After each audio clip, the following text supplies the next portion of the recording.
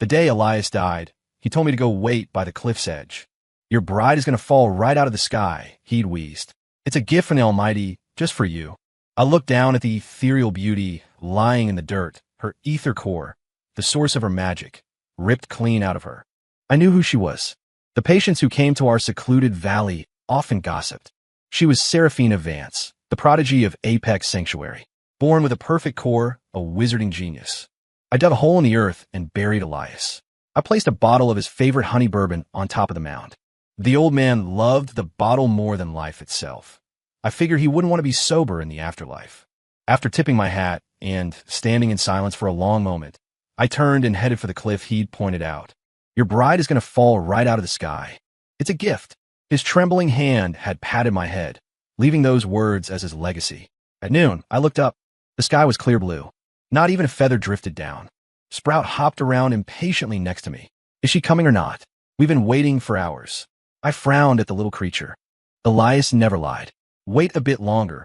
I've been raised by Elias since I was a baby, never leaving Hollow. I took his word as gospel. Even though he looked like a regular old hillbilly, his skills were terrifying. He was the real deal. Phoenix. The palm-sized green sprite pouted, boredly tugging at the leaves growing out of his own head. The sun climbed higher. Just as I was about to give up hope, a black dot appeared high above, drifting downward. The wind caught her dress, making her look like a butterfly with a broken wing. Sprout finally got excited. Here she comes. Here she comes. I stepped forward and caught her. Her white dress was stained with blood. Her entire back was nearly shredded, the brutal result of having her core surgically extracted while alive. But miraculously, she was breathing. I sighed, resigned to my fate, and carried her back into the hollow. On the third day of her coma, Seraphina woke up. Her face was pale as she looked at Sprout, who was currently lying on her cheek. Who are you? In terms you duelists use, think of him as my familiar, I explained. She noticed me standing in the room then. I was at the stone table, grinding herbs for her pain. And you are? Her voice was soft, like it might blow away in the wind. I dumped the powder into the broth I'd been brewing and handed it to her. Nobody worth mentioning. She shook her head slightly, offering a weak smile. You're too modest. Someone capable of saving me is hardly a nobody. The medicine was bitter. She frowned but down in one gulp. I nodded approvingly. At least she wasn't delicate. Her injuries were severe. She drank the medicinal broth 3 times a day like it was food. Once she could walk, she had to soak in herbal baths too. After living together for a while, she grew comfortable enough to ask questions. Are you here alone? I paused, a flash of nostalgia hitting me. There was my mentor, Elias. Why don't I see him? He passed on, I said quietly. She pursed her lips, looking guilty. I'm sorry. I shook my head to say it was fine. I was curious about her too. I'd heard the patients Elias brought home talking about her. Seraphina Vance of Apex Sanctuary, a natural-born talent. She'd braved the Shadow Realm solo at a young age and took first place in the grand tournament. She had a limitless future. How did she end up like this? Seraphina said the story was cliché. A naive, sweet junior girl joined their order. Everyone loved her. The only problem was she lacked the talent to channel magic. Her physiology just happened to be a perfect match for Seraphina's core. So, the senior brothers who had a crush on the new girl decided to help her out by carving Seraphina up. She spoke calmly, but I could imagine the horror of it. I asked, don't you hate them? She gave a bitter laugh. How could I not? I wish I could take them all down with me. But I survived, so I have to cherish this life. She summoned her weapon. She stroked the sword with regret. It's a pity for Crimson, stuck living with a cripple like me now. Crimson was a sentient artifact she'd found in the Shadow Realm. The sword gently tapped its owner's arm, as if comforting her. Seraphina patted the blade in response, then looked at Sprout. I've never seen a familiar that can take humanoid form. Sprout, who was playing with a flower nearby, heard his name and hopped over, shoving the flower into her hand. Make a wreath. It was a game she played with him when she was bedridden. He loved it. After all, he was just a sentient weed. I rubbed my forehead. Maybe because I'm a healer. Looking at her serious profile, I suddenly spoke. Do you still want to practice magic? Her eyes lit up with hope. Is there a way? I nodded. There is. There's a specific type of timber in the valley. Once extracted, it can be crafted into a synthetic core. With that, you can channel magic. It'll never be as good as your own, though. You might be stuck at the entry level forever. Even so, Seraphina was desperate for it. She said she'd been cultivating magic since she could remember. She didn't know how to be anything else. Even if she was mediocre, as long as she could practice, it was enough. She looked at me with amusement. I heard the drunken master had incredible medical skills. Only he could repair a shattered spirit network. I never imagined he'd be so young. And you called yourself a nobody. You're too humble. I felt a bead of sweat. That was Elias. Though it was a synthetic replacement, the pain would be real. My brain unhelpfully thought, at least the wound on her back hasn't fully healed yet, so I don't have to cut fresh skin. Since learning she could regain her magic, Seraphina shed her depression. Even if she couldn't walk far, she'd sit on the stone bench swinging her sword. Every morning, I'd see her training under the trees. But sometimes, she couldn't hide the regret. The original core was better. The prodigy was finally experiencing the frustration of mediocrity. I turned and shouldered my woven basket, giving her instructions. I'm leaving the hollow for 2 weeks. Rest up. The valley was stocked with supplies. I wasn't worried about her. Sprout was confused. Where are we going? Seraphina's right. The original is better. We're going to get it back. Sprout frowned, looking at my hands. Then why are you scattering paralytic powder everywhere? My hands froze, and I answered a bit frantically. To keep out intruders. Sprout circled me, arms crossed. Are you afraid of someone getting in? Or someone getting out? I didn't answer, just kept dusting the perimeter. But in my heart, I knew. If she wanted to run, she wouldn't make it far in her condition anyway. I hiked down a mountain, asked for directions, and headed straight for Apex Sanctuary. The whole way, I worried about how to get close to them. Conveniently, I ran into the manager of the network, an information broker whose arm Elias had saved once. He recognized me immediately. Doc, where you headed? The manager was enthusiastic, so I used the opportunity. Do you know the Apex disciples? Julian Thorne, Brock Sterling, and Lily Summers? He didn't know them personally, but the network had eyes everywhere. No need to go to their sanctuary. Word is they're down in the Keys. There's a rare phenomenon in the South right now. Lots of couples going. Those two hotshots are spending a fortune on their girl. It's all over the gossip rags. I felt a surge of disgust. Those hypocrites carved the magic out of Seraphina and didn't feel a shred of guilt. Just vacationing in Florida? Despicable. I clasped my hands in thanks. I have urgent business with them, but I don't know the way to the Keys. Can you help me out? The manager waved his hands. Doc, don't be polite. You saved my arm. We have a teleportation hub. Get you there in a blink. Follow me. He led me to a high-end transport array fueled by expensive crystals. I had no money to repay him, so I handed him a token. If you ever need medical help, find me. He beamed. Access to the hollow was legendary. People begged for it. After a dizzying flash, I arrived in the Keys. Pink sunsets, palm trees, and expensive cars. It was beautiful. Watching the couples walk by, I adjusted the ratty basket on my back, feeling out of place.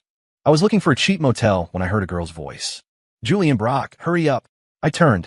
A girl in a pink dress was walking ahead, waving to 2 men behind her. The men were carrying bags of luxury goods, smiling at her dotingly. What's the rush? Your incision hasn't healed yet. Slow down, one said. They walked right past me, laughing. I twitched my finger, and Sprout turned into a streak of green light, attaching himself to the girl's back. The Keys had been chaotic lately. The 2 Apex heroes were looking for doctors everywhere. Heard every healer they found was useless. Must be a serious condition, people whispered. I quickly finished my bowl of noodles. It was showtime. I found their luxury hotel and told the concierge my purpose. He looked me up and down skeptically. Half-gray ragged shirt, broken basket. I didn't look credible. But desperate times meant he knocked on their door anyway. Sirs, a healer is here. Let him in. The concierge opened the door. The girl, Lily, was lying on the bed, quietly weeping. The 2 men were holding her hands, whispering comforts. Don't be scared, Lily. The pain will stop soon. A touching scene. Julian Thorne looked up at me, skepticism written on his face. Your medical skills are good? I nodded blankly. Decent. Julian started to speak, but Brock Sterling cut him off impatiently. Just let him look at her. He stepped aside. If you can fix her, name your price. I stepped forward, pretending to inspect her aura. Pain right where the core sits in the back. Lily nodded. I didn't bump it. It just suddenly started hurting so bad I can't stand. I smiled faintly. That's not your core, is it? Their faces went pale. Everyone knew the magical world wasn't full of saints, but stealing a core was taboo. Disgusting business. They usually didn't tell doctors the truth. They didn't expect me to call it out immediately. I pretended not to notice their panic and kept my tone casual. The core hasn't integrated. Rejection pain is normal. If she can tolerate it, it might settle down in a few months. Seeing how unbothered I was, they relaxed. Julian asked, how long until it heals? I gave a vague answer. Hard to say. Maybe days, maybe months, maybe a year. Brock panicked. She can't suffer that long. Do you have a faster way? I suppressed a smirk. Hook, line, and sinker. I pretended to be in deep thought, looking troubled. Julian got anxious. Is there a problem, doctor? I frowned. Everyone knows how valuable a core is. Treating this. It's expensive. I rattled off the names of some convoluted, rare magical herbs to confuse them. These are century-old ingredients. To just give them away. They understood. Julian and Brock handed over their dimensional storage bags. Master Healer, there are hundreds of high-grade crystals in here. Millions in cash. Plus artifacts we've found. It might not match your rare herbs, but it covers the fee, right? I was stunned. They really were throwing fortunes away for her. Of course, the rare herbs I mentioned grew like weeds in my valley. I frowned again, acting reluctant, until they looked ready to kill or cry. Then I sighed, pretending to be moved by their love. Fina, you two are so devoted. I'll be the good guy this once. But don't tell anyone. If everyone comes to me for core grafts, I'll run out of stock. Julian smiled. Don't worry, master. Using the excuse that my technique was a trade secret, I kicked the men out. Lily looked at me with teary doe eyes. I'm scared of pain. Please be gentle. I gave a fake smile and nodded, then hit her with a heavy-duty magical anesthesia. I cut open her back. Her body twitched reflexively, but she didn't wake. A green vine was already pulsating over the stolen core. I held out my hand. Come back. Sprout instantly morphed into his humanoid form and hopped into my palm, stomping his feet. What took you so long? Had to give them time to get desperate enough to trust a hobo, I whispered. I removed the core. Blood pooled, but Sprout extended vines and absorbed it all instantly. I stitched the wound neatly with gut thread and applied a potent rapid healing balm. Within an hour, her back looked flawless, like nothing had happened. Lily woke up groggy, saying she felt much better, light as a feather. She could even walk. Julian and Brock were overjoyed, bowing to me in thanks. Before they could ask my name, I grabbed my basket and bolted. After all, the cure was just a temporary cosmetic fix. I couldn't be there when they realized she had zero magic left. The network manager sent me back home. I bought a nice dress from him before I left. Friend price, $800. That was enough to buy me noodles for a lifetime. No wonder Elias never married. Keeping a wife was expensive. I rushed back to the hollow. Serafina was sitting among the flowers, smiling at me. You're back. I nodded heavily. Yeah, I got your core back. She looked worried about me, but I didn't explain the details. I just prepped her for surgery. I had to cut into the newly healed pink skin on her back. She trembled in agony. For a cultivator of her level, anesthesia didn't work well. All I could do was make the incision clean. The butchers who took it out had left jagged scars. Serafina lay on her stomach, reaching a shaking hand toward me. Silas, it hurts. Her sword, crimson, hovered anxiously near me. Sprout was already lying by her face, crying buckets of tears. I kept my face cold. Endure it. But I leaned down and channeled my own energy into her back to soothe the nerves. Serafina wrapped her arms around my neck and sobbed. It was a long night. With the core restored, her power returned. She recovered fast.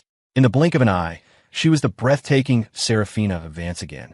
Gone was the pale invalid in plain clothes. She wore the expensive dress I bought, silver ornaments in her hair, her sword floating behind her. She smiled, radiant. Do I look good? I touched my nose awkwardly and looked away. My heart felt like a feather had brushed it, soft and itchy. When the autumn winds arrived, Serafina came to say goodbye.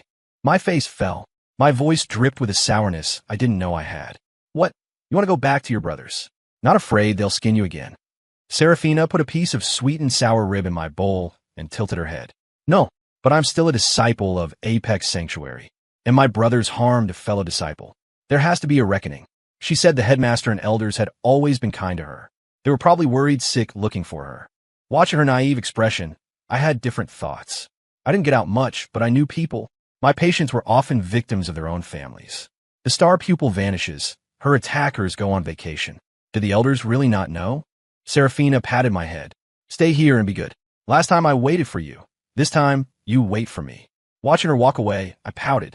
I dug out the rusty iron sword Elias left me. I quietly followed her. I wasn't stalking. She was going to Apex. I was going to Apex.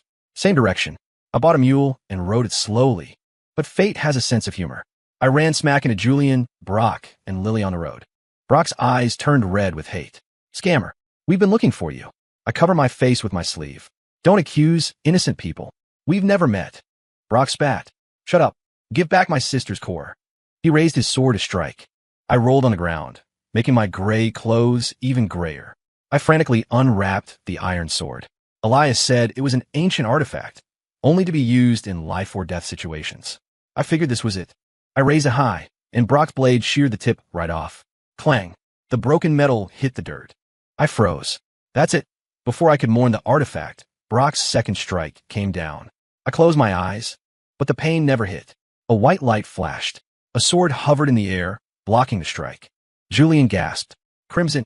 The air shimmered, and a figure materialized next to the sword. Seraphina stood in front of me. Brothers. Long time no see. Brock stepped back. Seraphina? You ordered this scammer to steal the core. Lily clutched Julian's sleeve, hiding behind him. The tension was high, but I had to fight not to laugh. Seraphina came to save me. She was pointing her sword at her beloved brothers for me. I hooked my finger on the hem of her dress, twisting shyly. Oh my, how embarrassing. This enraged Brock. Seraphina, look at that pathetic loser. Seraphina turned to look at me. I instantly pursed my lips and furrowed my brow. What's wrong? She asked. I touched my temple, sounding weak. I feel a bit faint. I swayed and collapsed softly onto her shoulder. Brock swore. Shameless. I'll kill you. Before he could charge, Seraphina moved crimson to his throat. A thin line of blood appeared. Brock touched his neck, looking betrayed. You'd kill me. For him. Julian glared at me like he wanted to eat me alive. Seraphina remained unmoved, her face like ice. I peeked at them. These people were hilarious, crying about betrayal while ignoring the fact they'd butchered her first.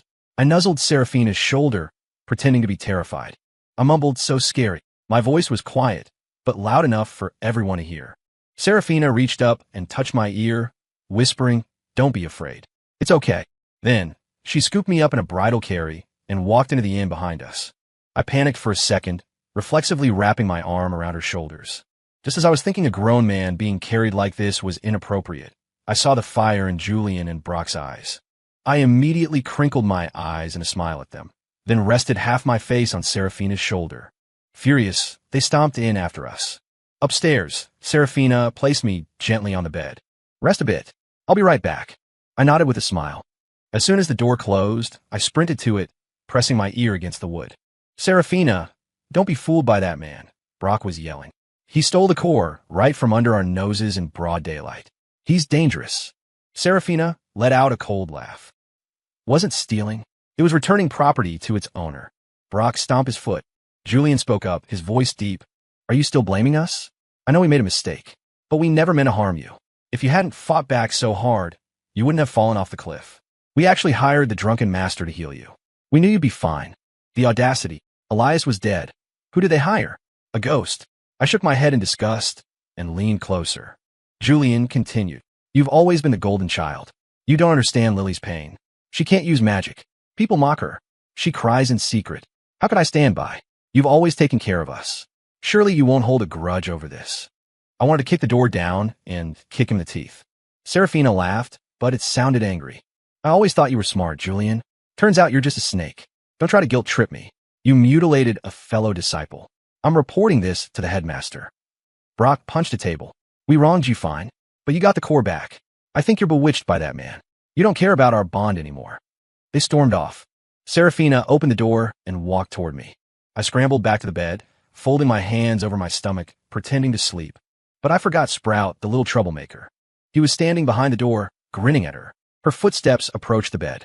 I squeezed my eyes shut, my eyeballs darting around under the lids. She sat on the edge. I expected her to wake me, but she said nothing. I got nervous. How do I wake up naturally? Then she snorted with laughter. How long are you going to fake it? My body went stiff. I opened my eyes. Sprout was standing in her palm, wobbling around. He, my ass. I glared at him, then looked at Seraphina with a fawning smile. Rested a bit. Feel much better. She had a smile on her lips, like she saw right through me. What are you worried about? If you don't like them, just say so. I pouted, mumbling, who am I to say? What right do I have to boss you around? She leaned down, forcing me to shrink back into the pillows. Aren't you my husband? Boom. My brain exploded. You. How did you know? She glanced sideways. Sprout guiltily turned his head, grabbed 2 leaves from his head, and stuffed them in his ears. Traitor. Seraphina lifted my chin, staring into my eyes dangerously. What? You don't want to be? My eyes darted around. My tongue tied itself in a knot. Not a word came out. How do I explain? I really want you to be my wife. I just don't know if you want to be. You're the future of the magical world. I'm just a quack doctor. I have nothing but a valley. I mean, I can afford you. I charge a lot for house calls. But maybe you like someone else. I'm not the type to demand repayment with marriage. This is annoying. Serafina's smile widened. She tapped my lips with her finger. Stop overthinking. Then, she kissed me. She has to take responsibility for me now. In the middle of the night, a soft knock came. Lily stood outside alone, nervously looking around. What is it? Serafina asked. She couldn't be nice to the girl who stole her life force. Lily spoke fast and quiet. Serafina, I know you don't believe me, but I'm warning you, do not go back. When Serafina didn't react, Lily looked sad. She bowed quickly. I am sorry. Then she ran away. Serafina stood there for a while before coming back to ask me, what do you think she meant? She said she didn't know Lily well. The girl was shy, quiet. Serafina found it hard to believe she was truly malicious. I couldn't judge the girl's soul, but I had diagnosed her body. Her constitution is unique. She's a living battery. Serafina was shocked. You mean they? I nodded. 90% chance. All that deep love? Just a cover. She was a resource to be harvested. I looked at her with concern. Still going back. Serafina thought for a long time, then nodded. I have to verify it. That's the home I grew up in. I can't doubt them based on one sentence. But if it's true, I can't allow that kind of evil to exist there. I smiled, resigned but understanding. My wife was a good person. We set off the next day. Abandoning my mule, Serafina took me flying on her sword. We reached Apex Sanctuary quickly. Disciples greeted her enthusiastically. Senior sister, you're back. Where have you been? Who is this? Serafina nodded politely to everyone. Very professional. I strutted behind her, craning my neck like a rooster. I'm her husband. Husband. They didn't believe it, looking to Serafina. She turned, a bit embarrassed, but didn't deny it. Yes, my husband. I put my hands on her shoulders and followed her, shuffling my feet happily. Sprout bounced on my head. My good mood died when someone blocked me at the main gate. Restricted area. Une autorise de personnel strictly prohibited. I stared blankly at the young gatekeeper, pulling a long face. Who's unauthorized? I'm her husband. Husband. The boy smiled politely. Still no. I was placed in a guest room while Serafina went to find the headmaster alone. I played with Sprout for an hour, but she didn't return. Something was wrong. I opened the door and asked the disciple, are they still talking? Don't know. I couldn't wait. I'm going to check. He blocked me again. Headmaster's orders. No wandering. I was furious. These people didn't speak human. Unauthorized person? Irrelevant person? Who were they talking to? I waved my sleeve. He dropped to the ground, unconscious. With the annoyance gone, I headed for the headmaster's quarters. But the silence was unnerving. I saw 2 guards at the door ahead. They definitely stopped me. I glanced at Sprout. He nodded and turned into a streak of light. A second later, both guards dropped. I opened the door. Empty. Impossible. I saw them enter. I scanned the room. Sprout, search. Sprout extended countless vines into the cracks in the floor. Seconds later, he hopped onto a bookshelf. Here. I grabbed my broken sword and a lighter, following the hidden stairs down. A long tunnel opened into a large underground chamber. I heard voices. Serafina, don't be stubborn. Even without a core, there's a place for you here. I can give you a way out. The headmaster, Julian, and Brock were standing there. Lily was unconscious on the floor. Serafina was kneeling, covered in blood. Crimson, her sword, stood defiantly in front of her. Serafina tried to wipe blood from her mouth, but couldn't move. Save it. As long as I breathe, I won't let you run this slaughterhouse. Brock scratched his head, annoyed. Serafina, stop being difficult. You're talented. You don't know how hard it is for us. We finally found a perfect battery in Lily. Just let us have this.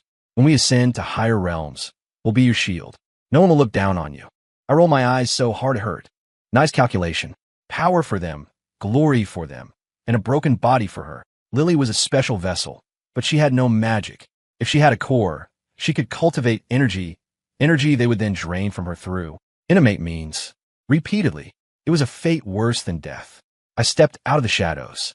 My broken sword scraped against the stone floor, making a screeching sound. They spun around. Boo! I glared at them. Serafina looked surprised, then happy. You came. I kept my eyelids heavy, voice sarcastic. If I didn't, I'd be collecting your corpse. Silly woman. I told her not to come. Now look, broken meridians again.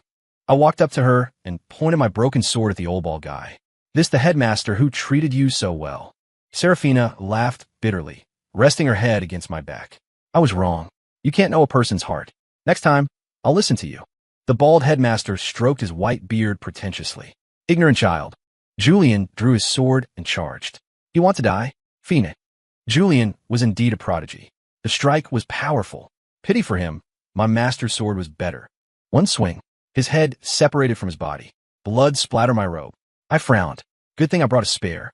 Brock's eyes went wide. Impossible. That's just a piece of scrap metal. The headmaster finally looked at me seriously. What are you? I didn't explain. I lunged, swinging at the old man's face. The headmaster wasn't a pushover. He blocked it and pulled out a magical artifact. Brock tried to ambush me from behind. Sprout's vine shot out, wrapping him up like a cocoon. Thorns dug into his skin. In moments, Brock was a wither husk. The headmaster's lips trembled. You're a nature spirit. Ancient texts say nature spirits are born of the earth, possessing unfathomable power. Pure, but easily turned to evil. I frowned deeper. These people were so rude. First I'm unauthorized, then an ignorant child. Now I'm not even human.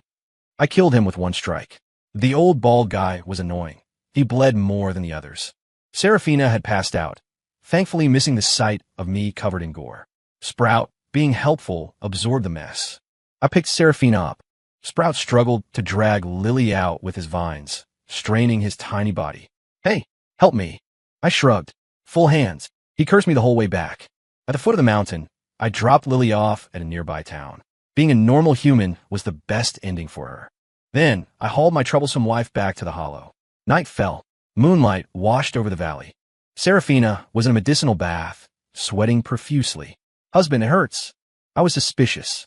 More than getting a core grafted, I'd adjusted the herbs. It shouldn't hurt that bad. Seraphina opened misty eyes and leaned against the edge of the tub, her voice uncharacteristically sweet. It's different. I have a husband now. I don't have to bear the pain alone. Boom. I felt like a shrimp in a steamer. Cooked through. She wrapped her arms around my neck, whispering softly. Husband. Seriously. I tossed the ladle aside and pulled her into my arms. Yeah. Husband's here. Story complete.